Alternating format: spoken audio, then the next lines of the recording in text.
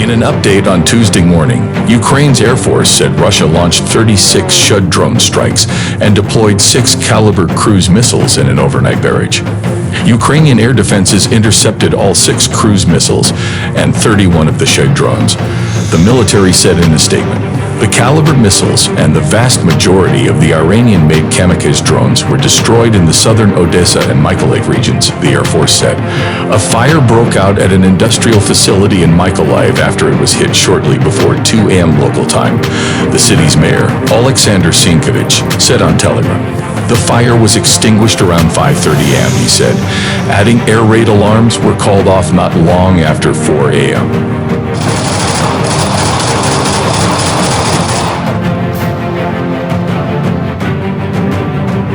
Ukrainian forces are strangling Russian supply lines by targeting infrastructure like the Kerch Strait Bridge, retired U.S. Lieutenant General Mark Hertling said. Russian President Vladimir Putin blamed the Ukrainian military for an early morning attack on the bridge that connects the Crimean Peninsula to southern Russia, causing at least one portion of the span to collapse and prompting thousands of Russians to flee. Kyiv has not claimed responsibility for the attack, but the explosion will likely impact Russia's ability to transport military supplies to its forces fighting in southern Ukraine.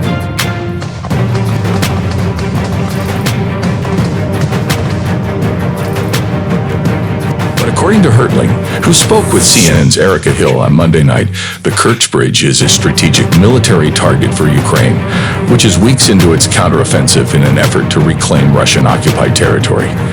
This is not just a strike against a piece of infrastructure, Hertling said.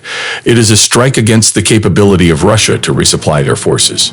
The Russian Military of Transport claimed on Monday that the explosion along the bridge did not impact rail traffic, and according to the Institute for the Study of War, ISW, rail traffic resumed hours later.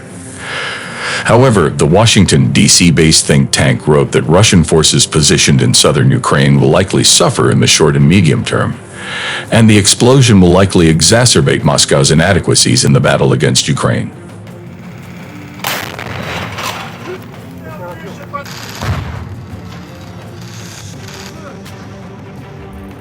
They're attempting to strike as many logistics hubs, railroads, roads, local transport points, arms caches, and fuel caches that the Russian army needs to conduct any kind of further operation, or even to sustain themselves inside of Ukraine territory. What they're also doing is strangling the Russian forces by hitting all the things that you need for any kind of military operation, he continued. The Russians, truthfully in my belief, are frozen somewhat in place in their defensive decision that the explosion of the bridge could cause complications for Russia's troops stationed nearby.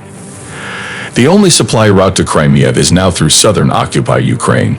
The Russian army in Crimea will be squeezed on supplies now and gradually face a crisis, Mott wrote.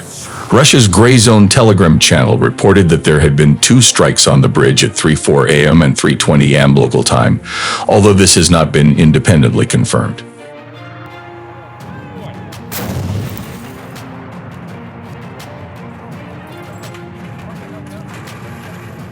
Video taken from a train going over the rail bridge shows damage to the structure with a section of the road split and sloping to one side.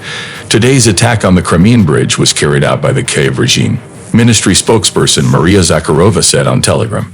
This regime is terrorist and has all the hallmarks of an international organized crime group.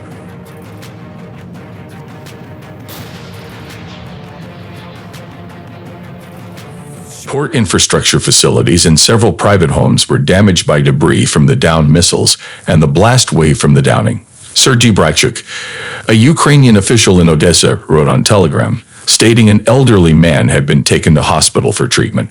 Ukraine faces a closing window of opportunity to avoid a forever war with Russia, an American Special Forces veteran now training Kyiv's troops has told Newsweek as Ukrainian soldiers press the ongoing counteroffensive in the south and east of the country.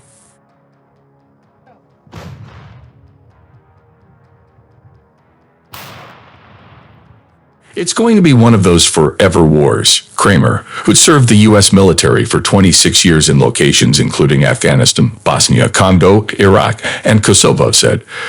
The Russians have had months, if not years, to develop defense in depth. And the same things that were working against the Russian army, whether it's logistic lines or logistic hubs or these directed fires from the Ukrainians, also work against the Ukrainians when they're on the offense.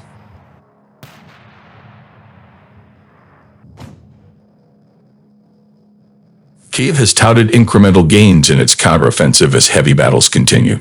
Ukraine launched the counteroffensive to retake occupied Russian territory around June 4. While its forces have not yet made their big push, analysts have suggested that the campaign is progressing more slowly than expected. Kyiv's Deputy Defense Minister Hanna Maliar said on Tuesday that Moscow's push in the Kupiansk direction on the northern flank was currently unsuccessful.